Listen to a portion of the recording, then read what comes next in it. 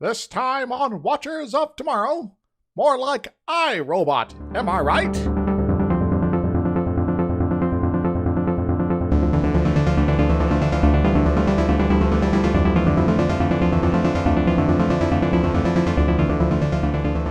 Hello everyone, welcome to Watchers of Tomorrow, the sci-fi review, critique, big idea, whatever show that I need to think of a shorter description for. I am Gepwin. I am joined as always by my friend and co-host Dr. Izix. Hi. And this week we watched another classic. I'm making air quotes you can't see because it's audio. So, a memorable one that people remember episode. I think more for the name than anything else. Because I'd heard of this one, and I kept confusing it with the other Harry Mudd episode. So I think Harry Mudd is just the thing people remember. Yes, I've actually recall seeing like the last 20 minutes of this at one point, years and years ago, and I was really confused. Yeah, I think I That's have what I the remember. same. I've seen bits and pieces. It's not even one of those ones that you hear the plot of, probably because there is not one. Yeah, there's some things that happen. It's more of a premise. Yeah. This episode is called I, Mudd. Probably a reference to iRobot, which was maybe... There's a reason I used the quote from I, Claudius last time, you see. Oh, that's true. Yes, so it's maybe a little bit of a mix of the two. Both of those are probably a reference to Yes. the earlier. Yeah. I'm not sure. I should have looked this up. When was iRobot written? The 50s, I think. I should have this in my notes here somewhere. iRobot, including the 1950 collection iRobot. So 1950. Okay, so iRobot was written first. Aha. But had nothing to do with this, or the later movie, or anything, basically. Yeah. It's a collection of short stories involving robots and occasionally Susan Calvin. Bicentennial Man, that was a good Asimov adaptation. Probably the only good one. I should add that to our list of possible movies for the future. Good idea. It's a kind of a fun movie, too. Yeah, it is. We should make sure to put that in the midst of episodes where we're really not enjoying ourselves. We need a break from this. Well, Anyway. This episode was written by Stephen Candle based on a story originally by Gene Roddenberry with many, many rewrites, bits of it that weren't used. It's a giant mess of writers, basically. Yes, some credited, some uncredited. We see the return of Roger C. Carmel as Harry Mudd in his second and final appearance on the show. But not the last time we hear about Mudd in Star Trek. No, Dun, dun, Mudd dun. was... he may have... I can't remember if he voiced Mudd when they brought him in for the animated series or I not. believe he did. Yeah, so he will play Mudd one more time on the animated series for one final appearance with this cast, and then, of course, they brought back Mudd for several episodes of Star Trek Discovery more recently. And I was disappointed to find out. I started watching through Discovery just for curiosity's sake, and I was very disappointed to find out they used exactly the same dumb trope that they did at the end of this episode to deal with Mudd in Star Trek Discovery. Alas. Things have not significantly improved in that respect. I'm hoping then that they're just trying to pay homage to this as opposed to actually wanting to make good use of the trope, because it's really, really awful. I feel like this is just an area where our society has been blind and not really seen any significant improvement, but we probably should leave that to the end because people have no idea what we're talking about. Referencing things that they are unaware of. Hooray! This episode also stars Richard Tatro as Norman. And I believe this is his last acting credit. He was in a few things before this, but nothing I heard of, so. That's unfortunate if this ruined his career. Or maybe he retired. Also, this is the debut of Alice and Ray Andres, who play the Alices. Yes, apparently Gene Roddenberry kind of just saw them on the street. It's like, hey, do you want to be in like a TV show? And they're like, okay. Yeah, he needed identical twins for this episode, and he was not able to find any. So he saw two identical twins walking down the street and said, "Hey, you want to be on TV?" And they went, "Who are you, strange man?"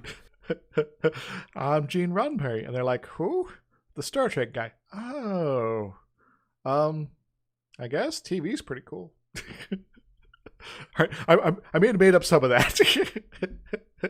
This story just appears in a random trivia thing. It may or may not be apocryphal. We have no idea. Yes. We also have Kay Elliott as Stella Mudd. And, she has a very minor role overall, but one of the ones that's, I guess, the most memorable from this episode? Yes. Question mark? This is also one of the 2 times she has appeared in Star Trek as a whole. Yeah. Not the actress, Stella, the character. Yes. The actress is a number of things. The things I remember actually existing is Bewitched and The Man from U.N.C.L.E. But other than that, yeah, pretty minor player overall. Seems like most of the women who wound up on Star Trek were in one of those 2 things. Yeah. Yeah, well, Bewitched did have a lot of lady actors, just in general. Probably because all the witches. Yeah, probably. Well, I suppose we should jump in. There's a lot to talk about at the end of this one, even though this episode... I don't know how long the synopsis is going to take, because I had to skip vast sections of this episode for any of it to make sense. It's like, there's some things that happen. It's not entirely clear what the hell's going on. I'll give you a little bit of an example here in a minute. We begin on the Enterprise, where McCoy is very suspicious of the new crewman named Norman. That's just because McCoy's a jerk. Basically, that's what Spock says. Spock tries to argue with him, but McCoy just says there's something about Norman that rubs him the wrong way. It eventually comes out that Norman's been avoiding his mandatory physical, but that's not where McCoy starts. No, it's not, and that's a weird reason to dislike and mistrust someone. We then cut to Norman taking over the ship by throwing crewmen around, basically effortlessly disabling things in engineering, and taking over the navigation systems to change their course and speed with nothing the crew can do to stop him.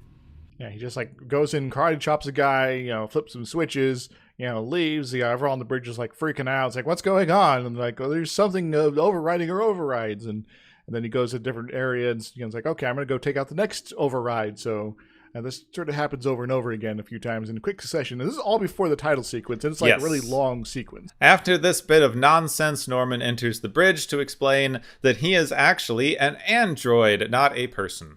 And he has rigged the ship to explode if they try to change course or undo anything that he did, and he's taking the ship to a destination that's going to take them a few days to get to, and then he shuts down and just stands there. Well, this is awkward. Do we plan to liberate our ship while he just stands there then? Do we disassemble him? They decide to do nothing. I guess it makes sense since the ship's going to explode. But also, this is what I mean by skipping things, because this was about 10 minutes of the episode just here. Yes. It's all basically action sequence and then the explanation. A few days later, they are getting near their destination. Norman has just been standing there in the way of the turbo lift. People keep almost walking into him. It's like, couldn't you just shut down somewhere else, maybe in a corner or, not in front of the main elevator?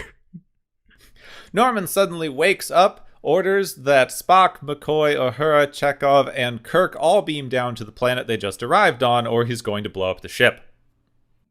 I guess we beam down then. The landing party is, on arrival, introduced to several identical women who are introduced as Alice, with various numbers. I'm just going to refer to them as Alice because it doesn't particularly matter which one. Yes, they change out which number they are constantly throughout the episode. And their leader, Mudd, who is the sovereign ruler of this planet. Yes, he has apparently taken over. The robots apparently elected him a leader or something. And Kirk's reaction to him is like, "Hey, buddy, you jerk face, what's up? It's been a while. What's going on? It's great to see an old familiar face. Also, you're an asshole." There was too much of this back and forth bantering to write down, but I did like the chemistry they had in this scene. Yes. It was very antagonistic, but fun. Kirk has some things he should be in jail, which I thought is where I left you. Yes. And they sort of go into a little bit of it's like, okay, so you escaped or got away, and then what got you in trouble next? Because Chekhov is new, Kirk gets to explain who Mud is for those of us who missed the first episode where he showed up. So that's why Norman wanted Chekhov down the planet.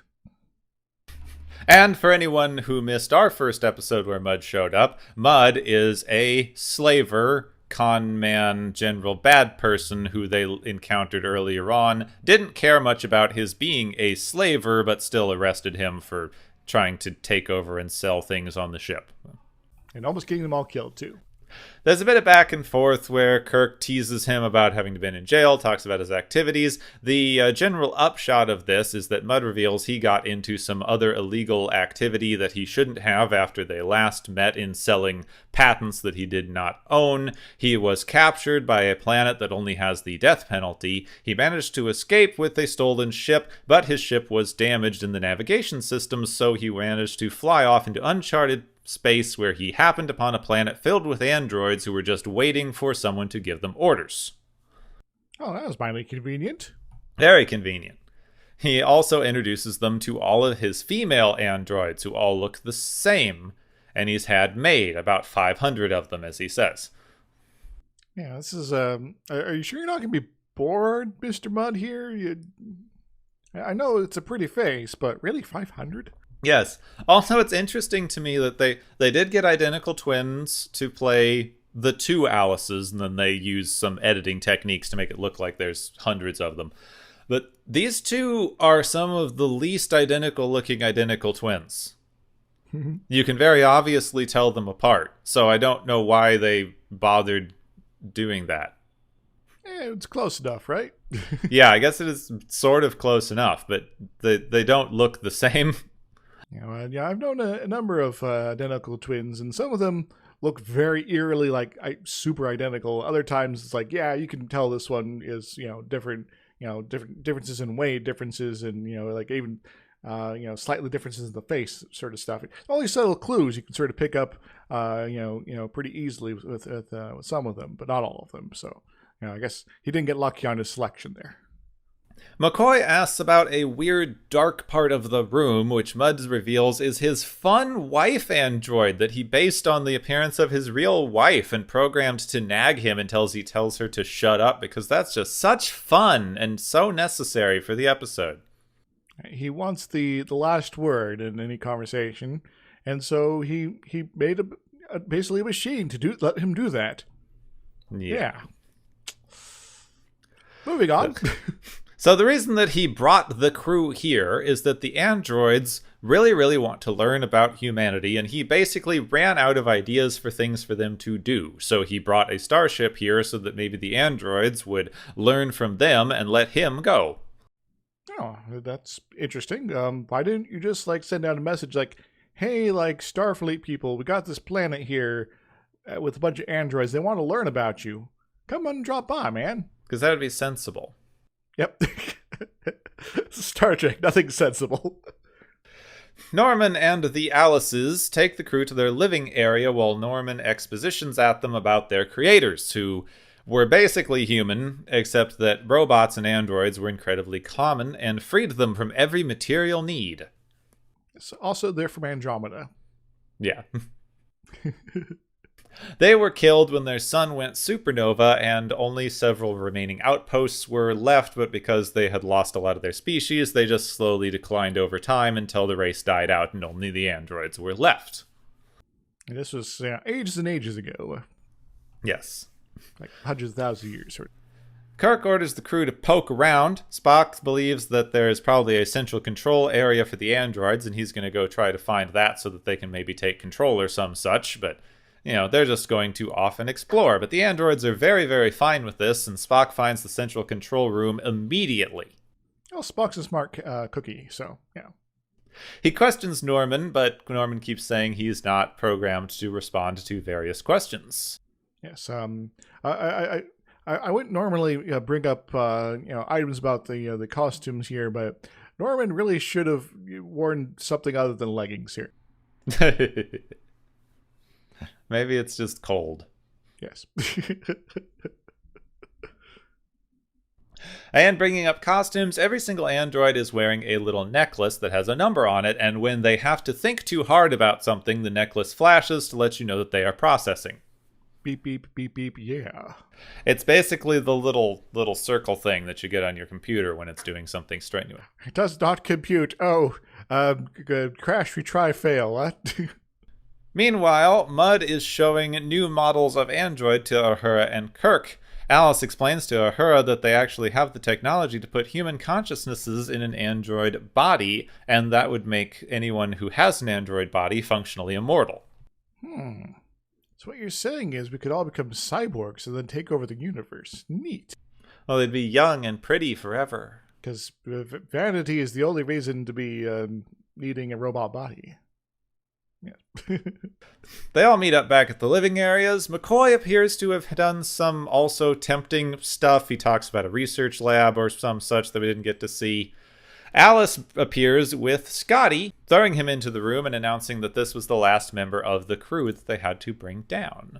Mud says that they have removed the entire Enterprise crew and replaced them with androids, making it now his ship. So there is, I guess, two things about this. First off, we don't see any of the other crew other than the ones we've seen down on the planet so far. And the second thing is, why did none of the other crew people that we're not seeing try to track down Kirk and the folks here to let them know beforehand, before this point, that something was going down? Yeah, they must have put them somewhere else on the planet. Yeah. We just beamed everyone down to the other side of the planet, except for Scotty for some reason. Kirk is now worried that his crew is here because maybe they'll react negatively to having everything they ever wanted. Yep. Again. This is giving me flashbacks to some sort of paradise planet we've been on before.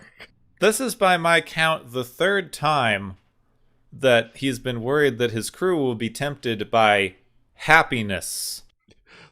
Happiness is just such a temptation. They need to suffer. Oh, God. Yes, they do. It's such a horrible, horrible problem for him that his crew keeps getting tempted away from him by good living conditions and things. Though I'd argue that compared to the other episodes that sort of tackled this idea and this particular exact argument, this one's the less, I guess, muddled by extraneous things. That is true, more or less. Yeah, this one is not so ambiguous. They do have a hey, there is a somewhat significant downside to living here forever, as opposed to the other episodes where there was decidedly not. Yes. So you could have all the material possessions and things you want, but you can't leave. To reinforce this point, there's an absolutely hilarious scene of Chekhov discovering that he could probably have adult fun times with all the androids.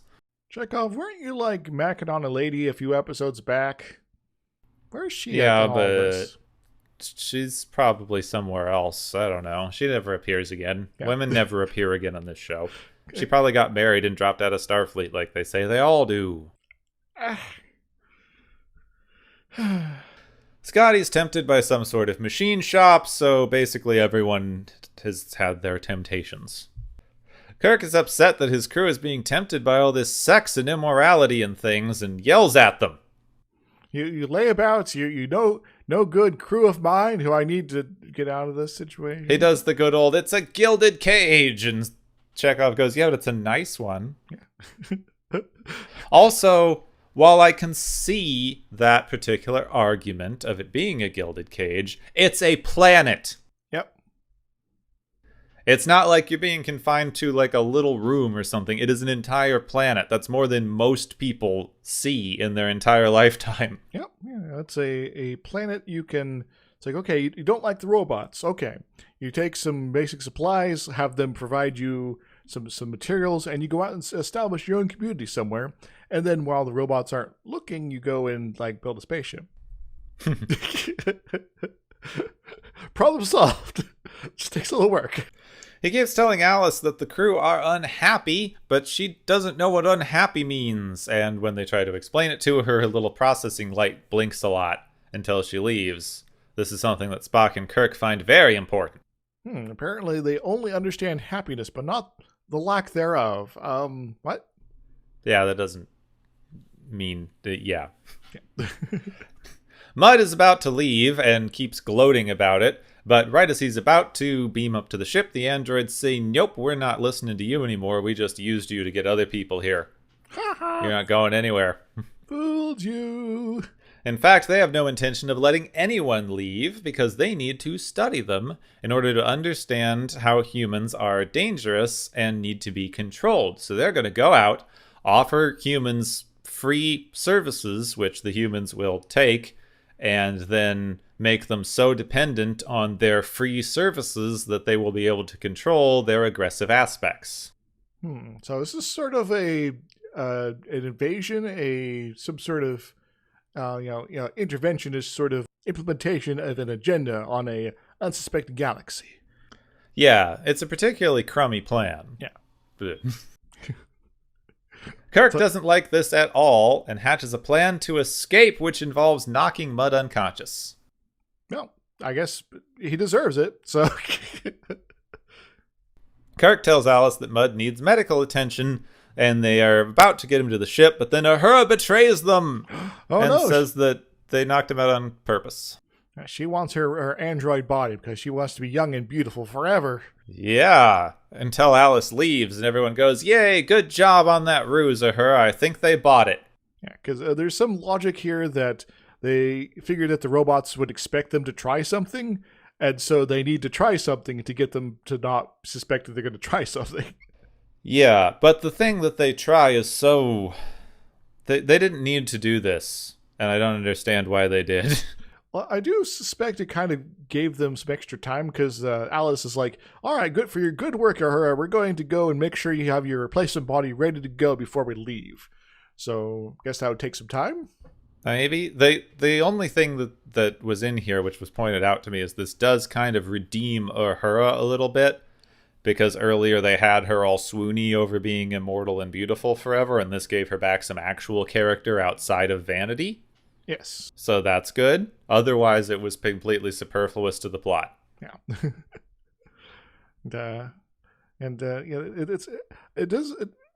I guess maybe I'm not as enthusiastic about the interpretation there, because it almost seems like she's like, okay, I'm only kind of going with this plot because I'm Kirk's my commanding officer and I really should. But I would still kind of like the immortal body thing, but I guess I have duty. They're now ready to hatch their real escape plan, which is basically to act weird until the androids break. So it's time for improv theater of the street variety.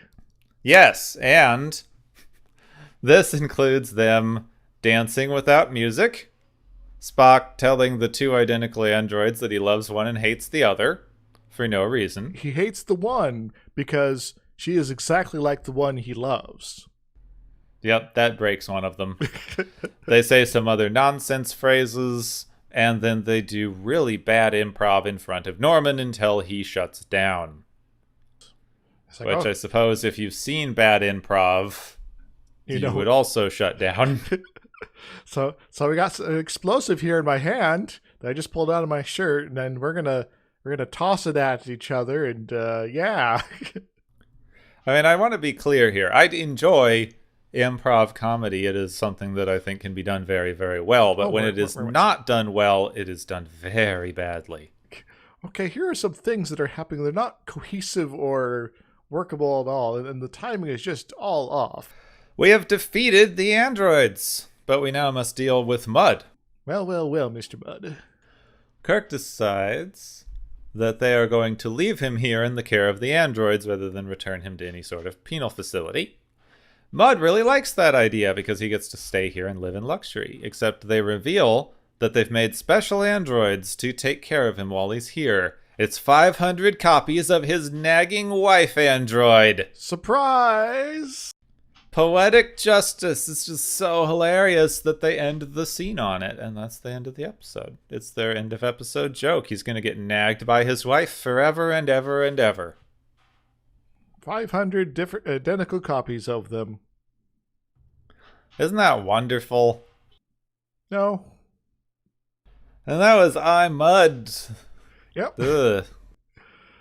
It had some good bits, but it had some, like, what? was somewhat interesting. Like, we've gotten two basically nonsensical episodes in a row at this point. Yes. And the next one doesn't sound that much better. The next one I could at least think about that one episode of Futurama a little bit more on, I think. But anyway, back to this episode. We're not getting to that for a bit. So, so yeah, robots. And I think the central problem that we have here is that we're getting back into good old Hegel again. Hegel time, eh? Because the robot's master plan and the central fear that is posited in this episode is that people are going to become so dependent on the robots as a servant class that they will basically assume all of the power. So the who is really in charge here now problem. Yeah, which gets us back to the good old Hegel master-slave dialectic, in which you will have two consciousnesses, one of which is the master consciousness, which is characterized as valuing freedom above life, and the slave consciousness, which is characterized in valuing life above freedom. Each consciousness just falls into that role for those reasons, and the master consciousness would seem to have all of the power in the situation, except they really don't, because through their hard work and actual knowledge gaining, the slave consciousness is going to actually have a better view of the world that will give them power over the master consciousness.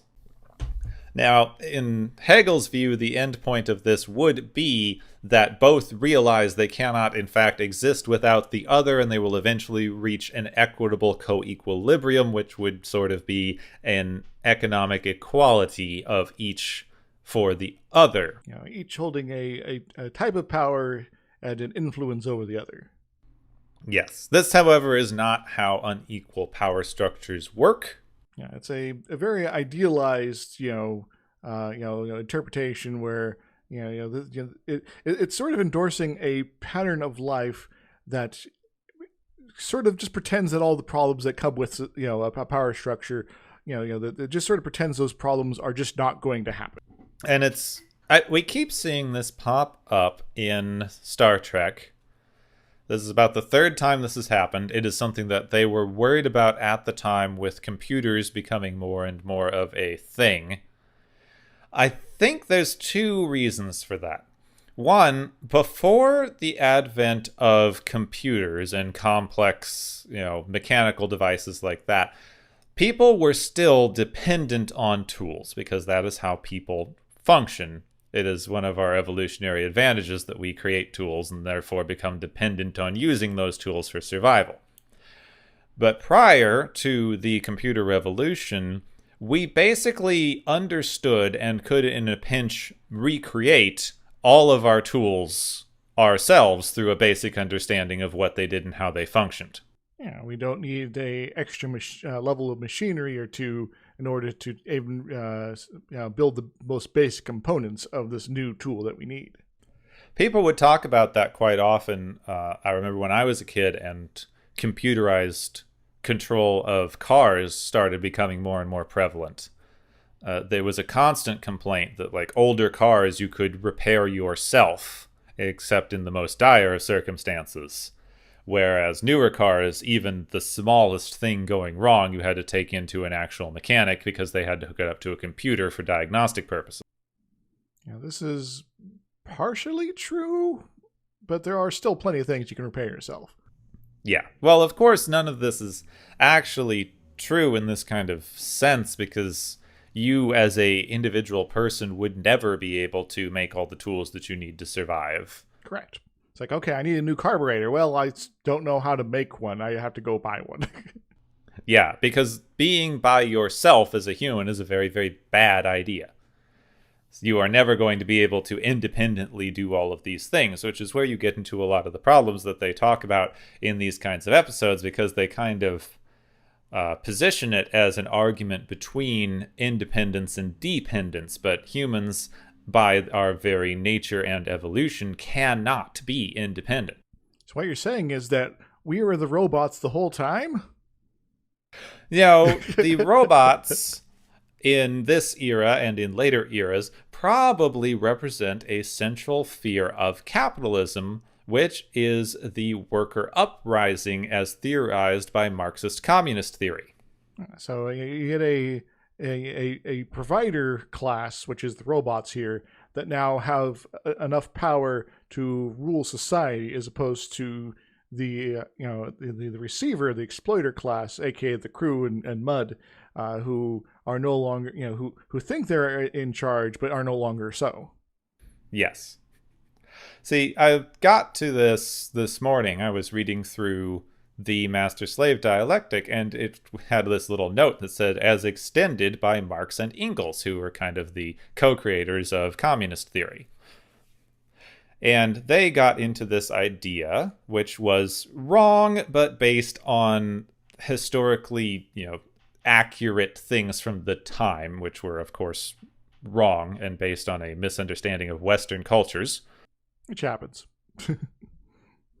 But they posited an idea that society is moved through a point that would be called the slave society, in which most of your economic power comes from a slave class, but that is inherently unsustainable because you are putting so much work into the slave class. They can only produce so much, and they're dehumanized and kind of can't do anything for themselves. So the larger your empire becomes, the less economically viable the slave class making everything is. But then you also can't easily dissolve the slave class because that creates a lot of problems with how you have stigmatized labor. You now have a group of people that everyone that of the proper classes you're supposed to look down on, but that they're not enslaved anymore. So what do you do with these folks? They have some of the same rights you do now. Do you keep being a jerk to them because you always have been, or do you want to do you want to get over yourself and actually treat them as human beings for once? They saw this as the first of the inevitable downfalls of capitalism that they were basically all wrong about. There's some very, a lot of modern critiques of Marx and Engels point this out, that their theories on how capitalism was going to collapse in on itself inevitably were pretty wrong. Yeah, it needs a little bit more help than that. Yeah. Well, it still might, but the way they said it would isn't going to happen.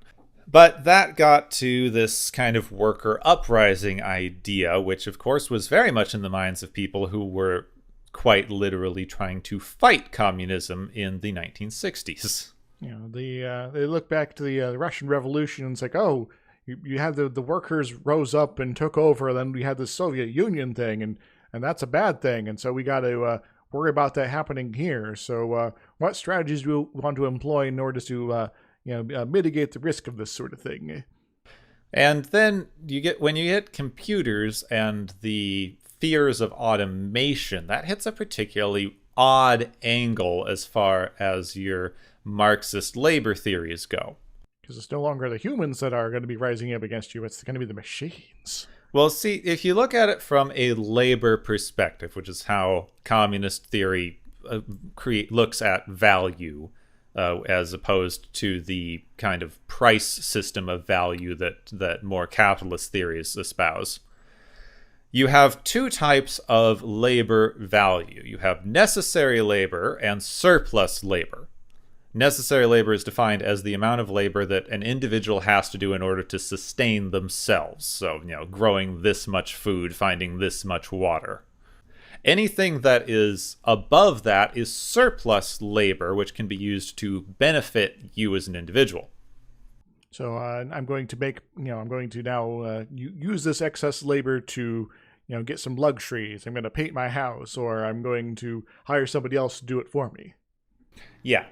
And then the critique that Marx and Engels had of capitalist societies is that the excess labor of the individual is not being fairly compensated.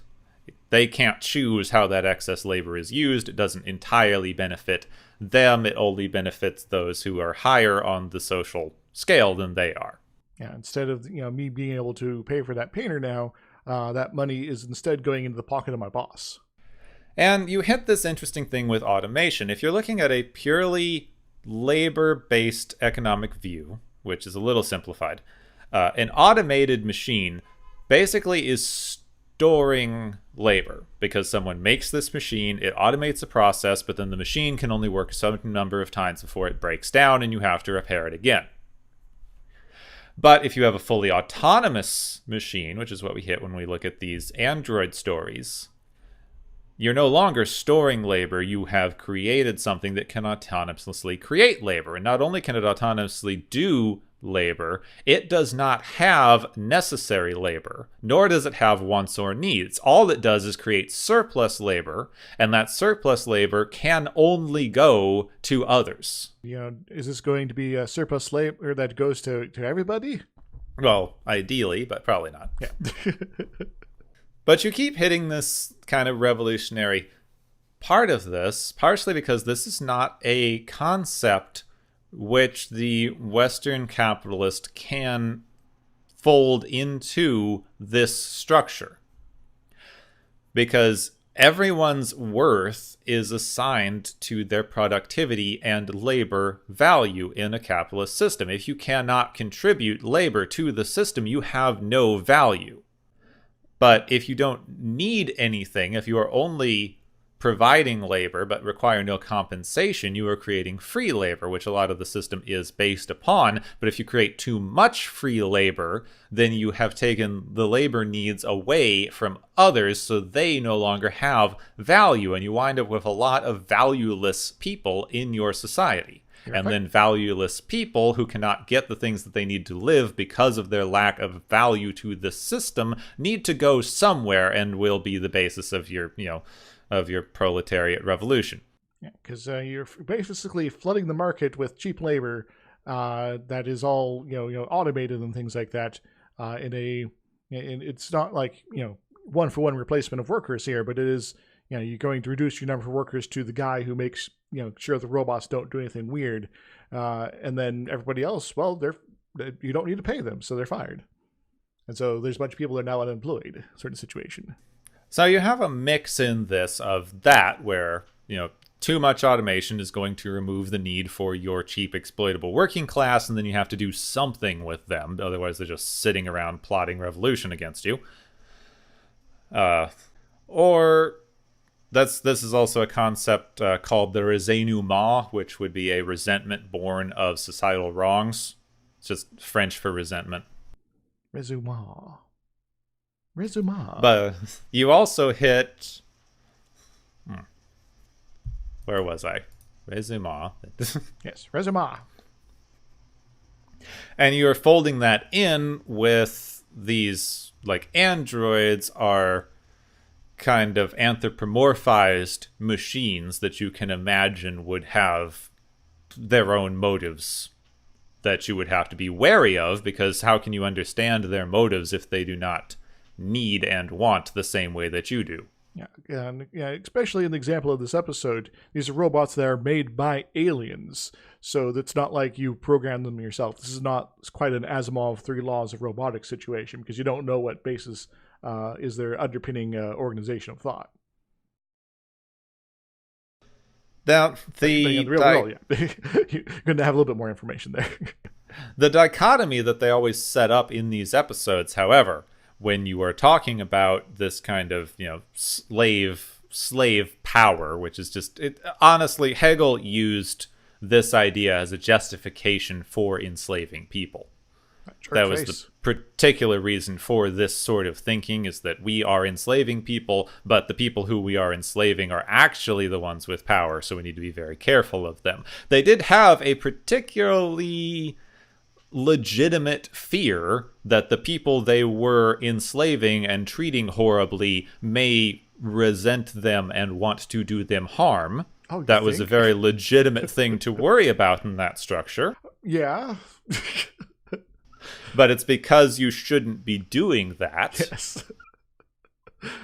It's not because there's some nonsense about the rightness or wrongness of their control over you, man. It's because you're forcing them to do things for you, and people don't like that. The particular thing that Hegel leaves out is how much of the labor force of the upper ruling master class is utilized in making sure that the slave class is kept there. Mm-hmm. The way that he talks about it, both of them are just running along and it accidentally switches at some point and everybody goes, oopsie. Yeah, it's not like there's like a an enforcement class of people with the whips that you hire to do all the whipping because you can't be bothered to. Yeah, you have the enforcement class, you have state sanctioned enforcement. This is very, very, very structural. Very, very, very, very structural. Actually, I would recommend this series I recently have been listening to on a podcast called Watchers of Tomorrow. Yeah, you should listen to that first. But also there's a podcast called Scene on Radio, which did a interesting little 14 episode series called Whiteness, where they go into the kind of history and creation of race and as a modern concept and how white supremacy works. Their basic idea for the episode is we are going to define what whiteness is. And I guess they do it pretty well for you. Yeah, pretty well. It's not a bad little primer to these kinds of concepts. I might check that myself. But we want to look at the ethical dilemma that this episode and several episodes have given us. They're setting up a dichotomy between being taken care of, having your needs and wants met, and being powerful and independent. They're saying those two things cannot coexist. Seems like a castle built on some sand, but let's go forward. Well, the problem that I see here is that is a false dichotomy, in that you can still maintain power while other people are seeing to your needs. That's part of the problem we keep hitting societally here.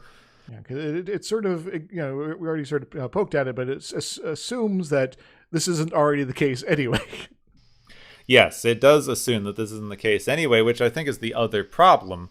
They are basically saying, Kirk especially keeps saying, by refusing this help, by refusing to be taken care of and allowing these new workers into our existing power structures, the power structure we have makes me independent. Which is basically ridiculous coming from this person who is a mid-level operator in a military power structure. And he has a number of powers and independence that are very specific, but does not have infinite liberty. But you keep seeing this enforced through the rest of the show, in that Kirk as a leader, his particular individual power that they keep getting to through these episodes is that he continues to refuse the power structure. Yep.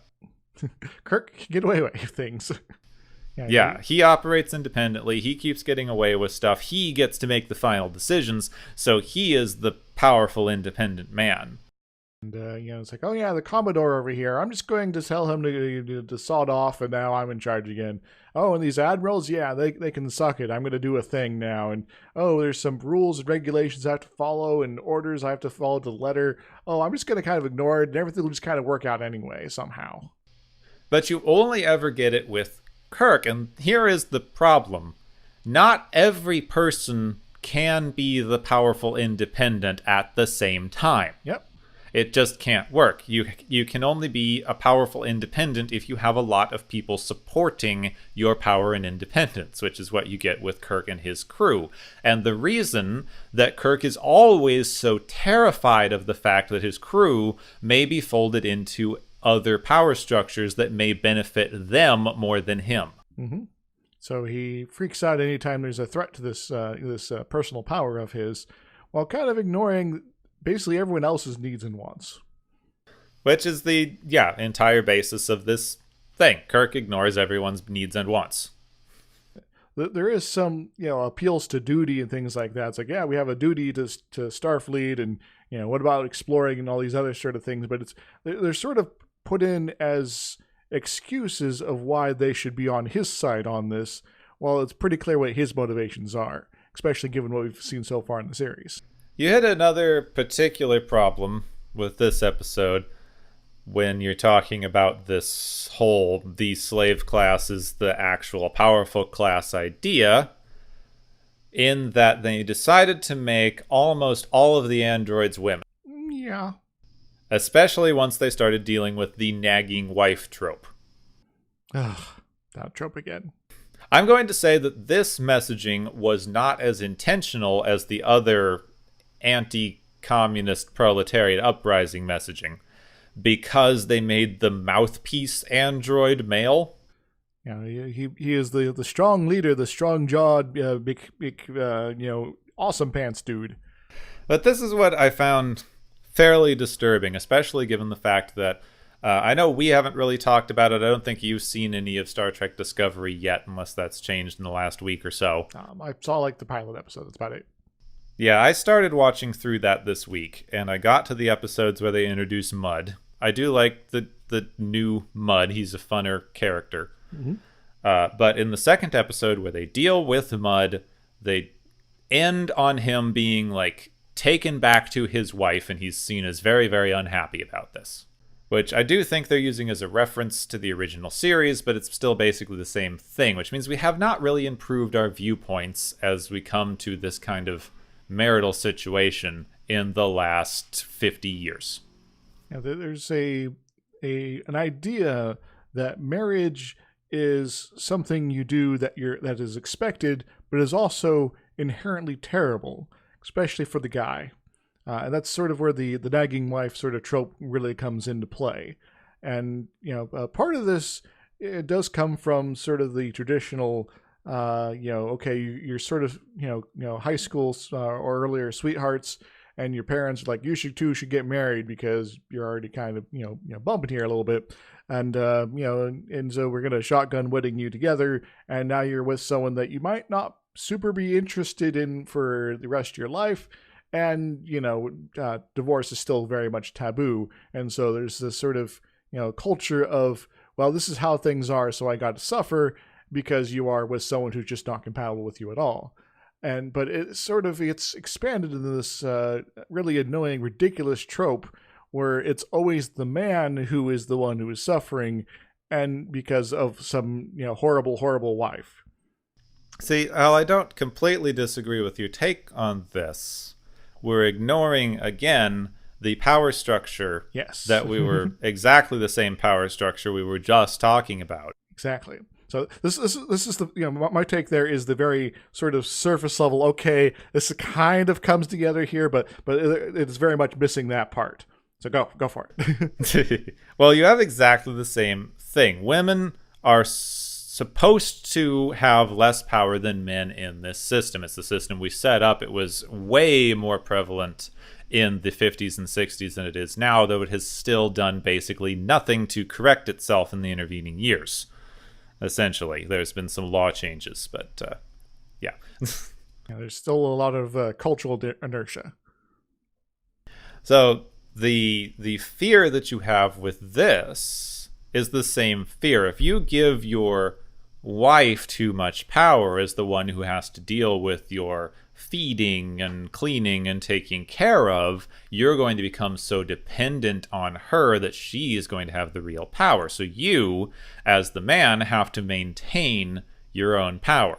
So because you're a lazy bastard, and are kind of a jerk face, you have to be more of a jerk face. Well, the nagging wife idea. So there's two things that you hit, and I think we can broadly put most of the wife caricatures and ideas and tropes into one of these two categories fairly easily, especially in this time period. You have the dutiful wife and the nagging wife. Your Donnery and then your Stella Mudd. And the dutiful wife already knows her place and is basically subservient. Yeah, she's completely on board with the way the power structure is working here. Your nagging wife is trying to assert some of her own power, but we always see it framed as annoying and wrong and cloying and a character that you are supposed to hate and dislike. And the really great thing you get with this is that is almost exclusively used as a justification for abuse. And so I will give this episode a little credit in that this is the vision of Mudd's wife that he has of her, which is, sort of, you can sort of interpret that as implying that he is just this kind of an asshole, and she's probably not actually like this at all. But still, but still, this is what we're being showed. But that's exactly the point.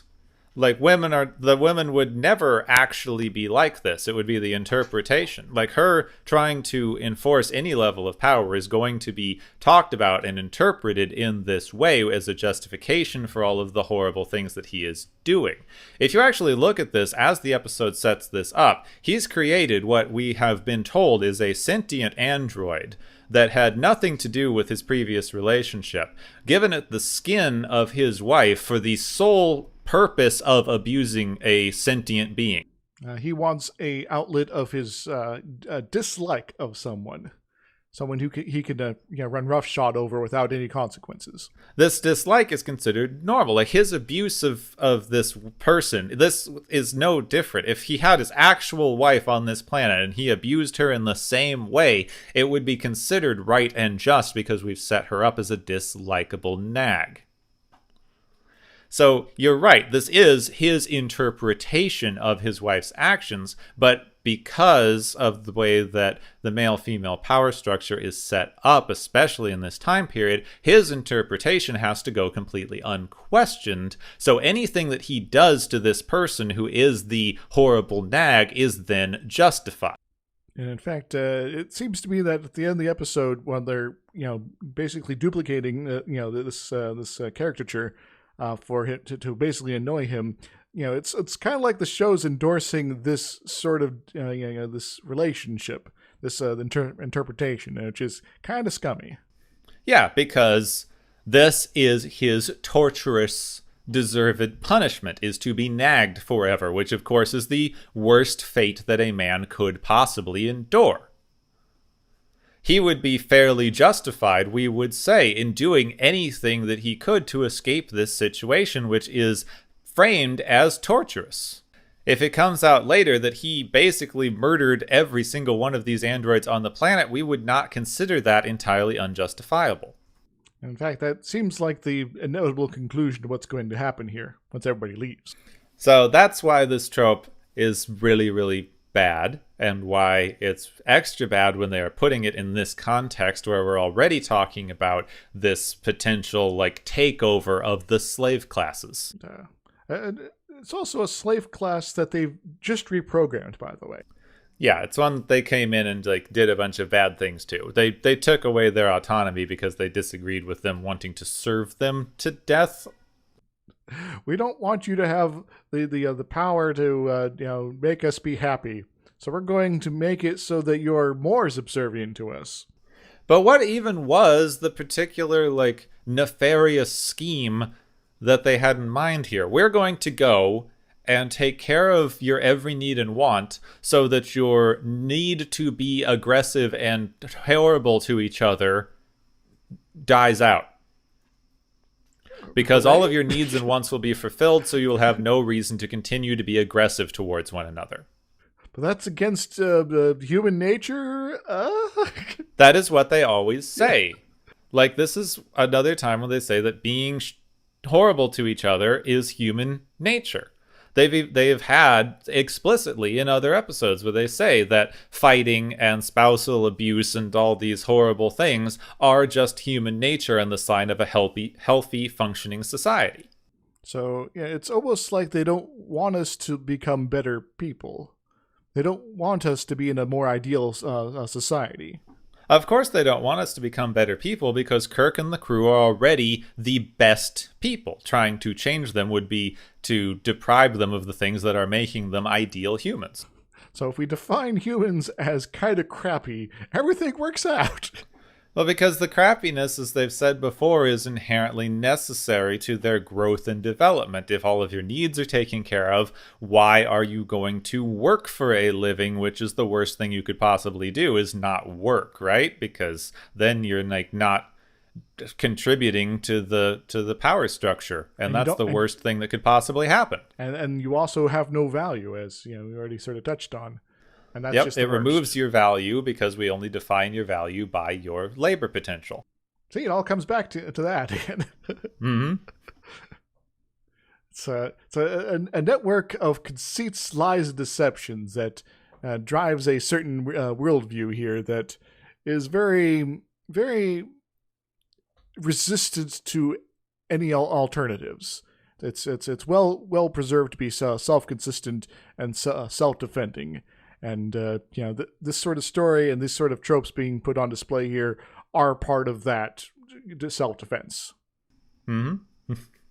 And just so we don't completely ignore it, we do have a big old stamp of women as property over this entire thing. Oh, yes. Especially being used in a sexual way, explicitly stated to be used in a sexual way. They had an opportunity to basically contrast Mud with the crew with, it's like, oh, you made so many lady robots? Seriously, dude? Come on. But they didn't really go that route. They're sort of like, oh, that's cute, man. But we got this other stuff we're actually going to worry about, as opposed to like point out the obvious how squicky this is.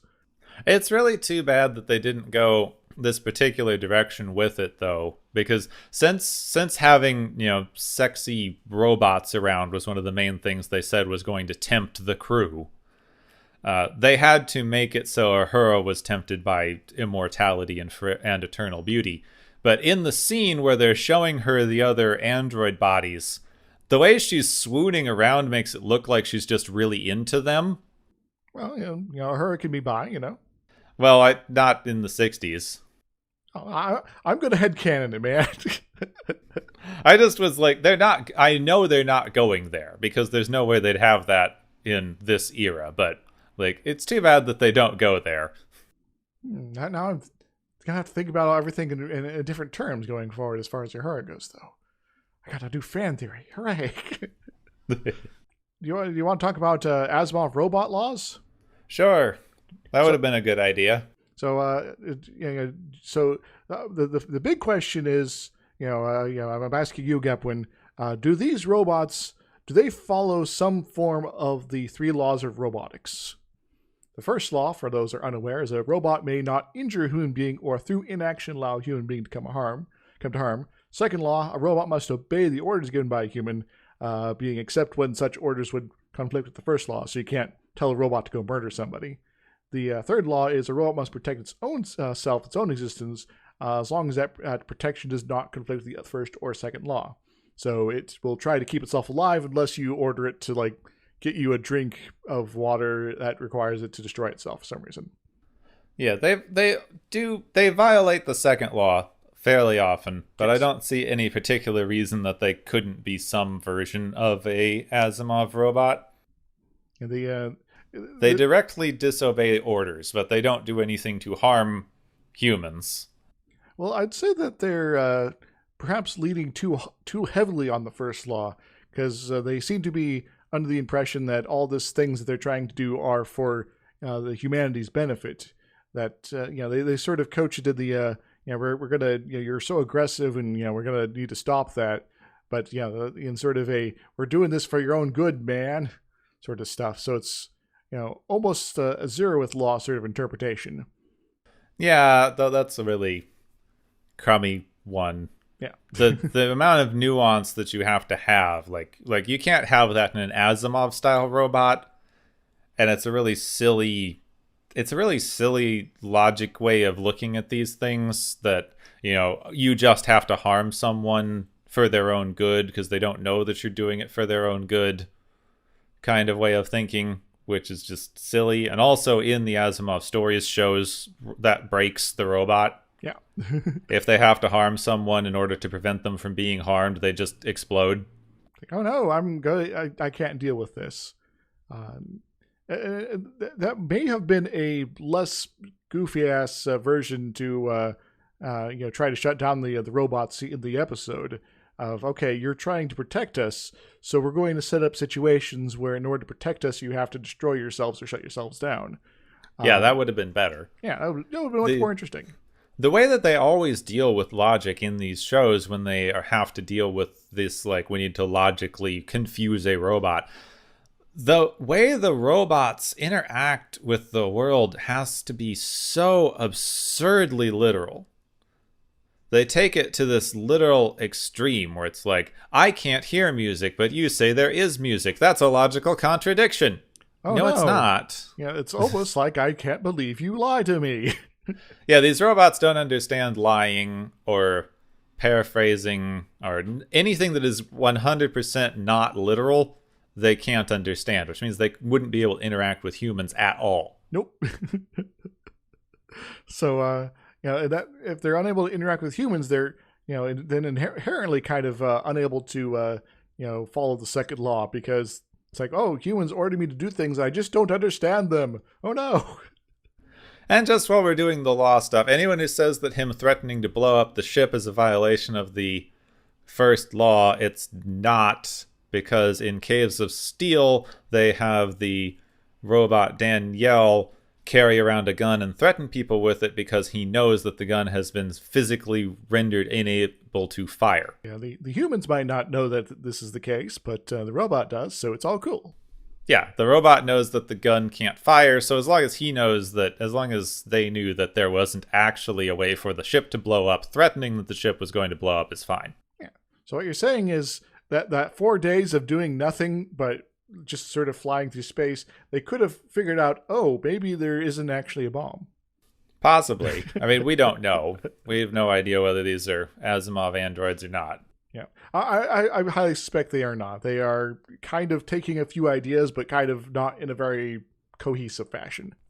People keep calling that one of the Asimov things. They're like, oh, what if they think that they have to, hurt us in order to defend us? And what if they take the logic too far? Oh my God, no. Like, Asimov has stories that directly address this point. It's something that you can talk about. I think it's a particularly dumb take that's been overdone way too often. Oh. But don't call it Asimov, because he's very specifically written things that contradict that viewpoint. Yeah, it's an attempt to go, oh ho, but what if? But it's not. It's not using the actual laws.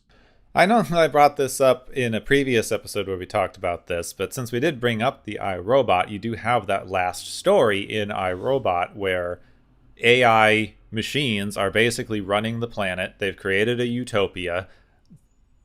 It's kind of revealed that humans don't have any say in how their lives go or things are run, and the AI intelligences are running the entire show, but no one cares because everyone's happy.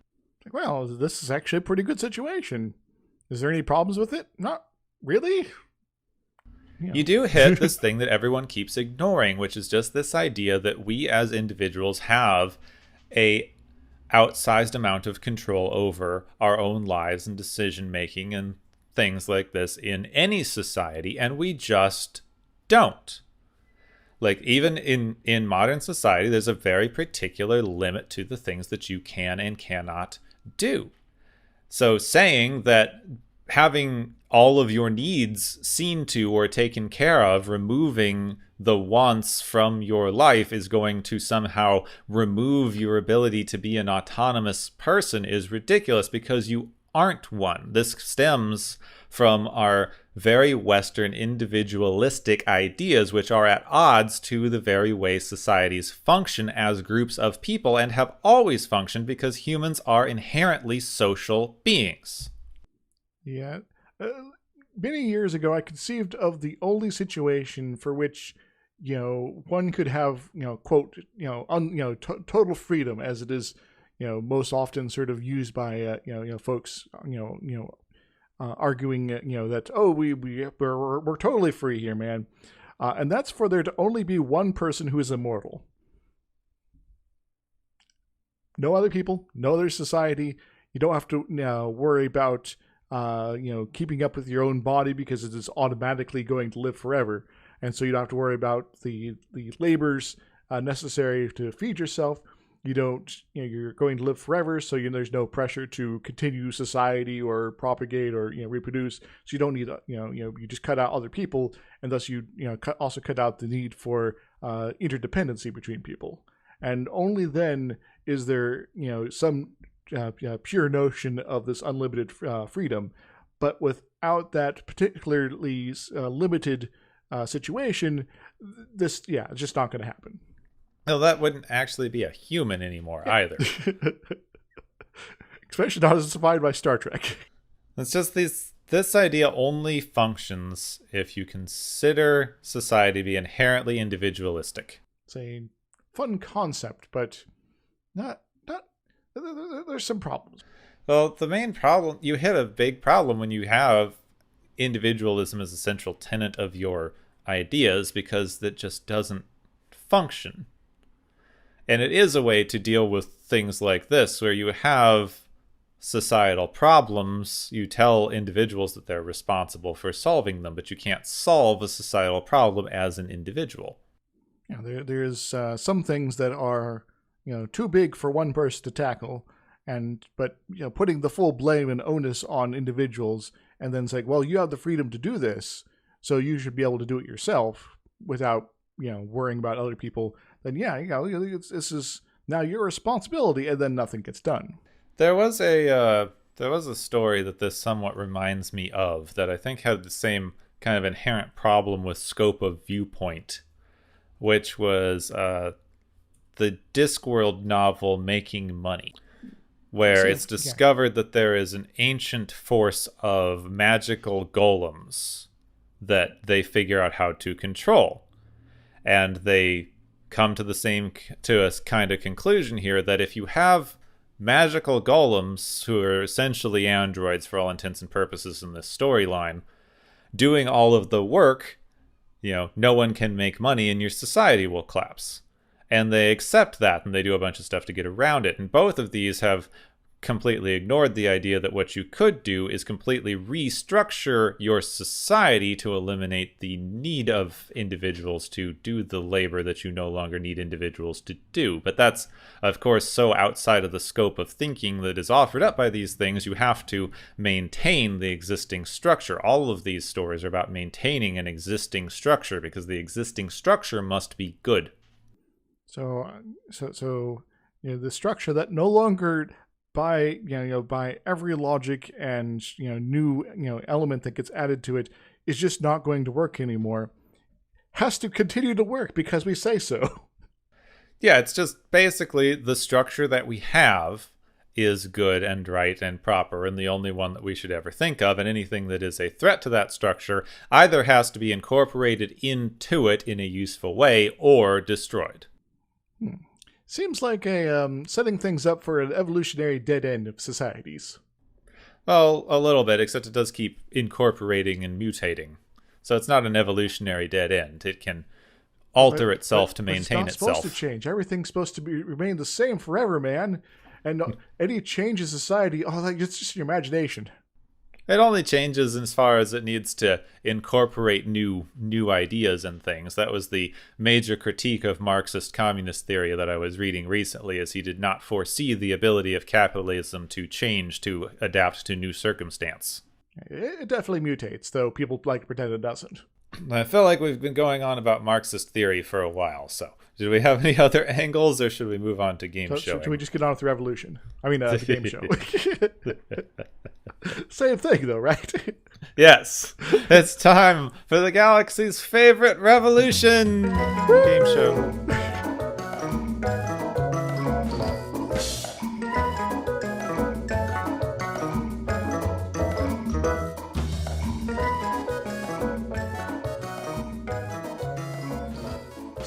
Hey everybody, welcome to the game show portion of the show. We've tallied up all the points and our contestants are ready to figure out what they won, if anything. Our first award is the Everybody Loves Robots Award, which goes to all our new robot overlords from Andromeda for, being robots and androids and all those fun things. What do they win, Kaplan? They win the Fun Pun Name Award. We've talked about robots too often, so I've run out of things, but the androids from Andromeda is just fun. That is true. Oh, androids, everybody come dance. Droids. Anyway, our second award is the Talking to Death Award, which goes to our crew members, Kirk and company, for their use of mix of logical paradoxes, community theater, mime, and generally being foolish people. What do they win, Gepwin? The crew wins yes-anding themselves to oblivion. Well, I guess that's it for them. Our third award is the Fake Paradise Prison, which goes to Norman for aiming to put everyone in captivity to live out their days in luxury, cared for, and whether they like it or not, because that's bad, apparently. What do they win, Gepwood? They win some weird masculine individualistic ideas that were damaging in the 1950s, because as Chekhov said, it's a nice gilded cage. I'm also realizing how having the only Russian character around be okay with being in a gilded cage is also particularly problematic for the themes we were talking about. Indeed. Our final award is Marriage as Suffering, for Mud, apparently, for pulling out this tired, dull, and annoying as hell trope. That bastard. Gepwood, what does this asshole win? Mud wins some quality marriage counseling, because this is just stop it. Stop it. Also, Stella needs to get away, because anyone who's framing their wife like that is definitely abusive. Yeah, Stella, you deserve better. Well, thank you everyone for joining us for this show. I hope everyone enjoys their awards and the androids do get to come and bring us an actual post-scarcity society, not just the one that they keep going on about in Star Trek that doesn't seem to actually exist for anyone, and no one questions these class structures. Fingers crossed.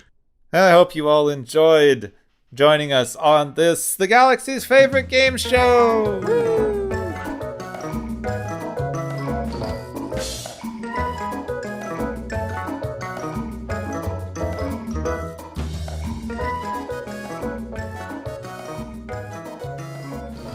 It's movie time! It is?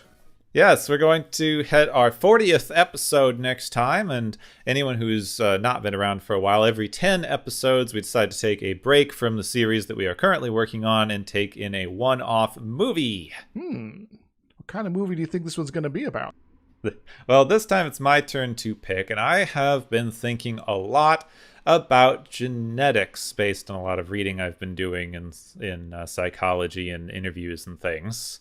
So I was thinking that we should take in the very classic genetic near-future film Gattaca. It's a movie that I very much like myself. I've only ever seen it once. I remember liking it. It's a definite classic. It deals with these themes of whether or not we should perform genetic manipulation because it's going to create an unequal and unfair class structure based on those who can afford genetic manipulation. And all this is sort of personal and sociological impacts that all kind of comes together in that sort of question. So I'm looking forward to taking it in again, especially since my kind of reading and views on genetics as it pertains to behavior have been changing a lot recently. So, a nature versus nurture sort of question, perhaps. Somewhat, though in an odd way. I seem to remember this movie deals with it fairly well, though I don't think it's perfect. Yeah, nothing's perfect. Except for Kirk, apparently. Yeah, Kirk's perfect. But we have to take a break from Kirk, and we will rejoin him after next week. But next time we will be covering Gattaca, the movie that I forgot to look up when it was. I think it was the late 80s, early 90s. 90s, I'm pretty sure. Yeah. The classic 90s movie, Gattaca, next week on Watchers of Tomorrow. Next time on Watchers of Tomorrow, ask yourself, ask your mom, ask DNA.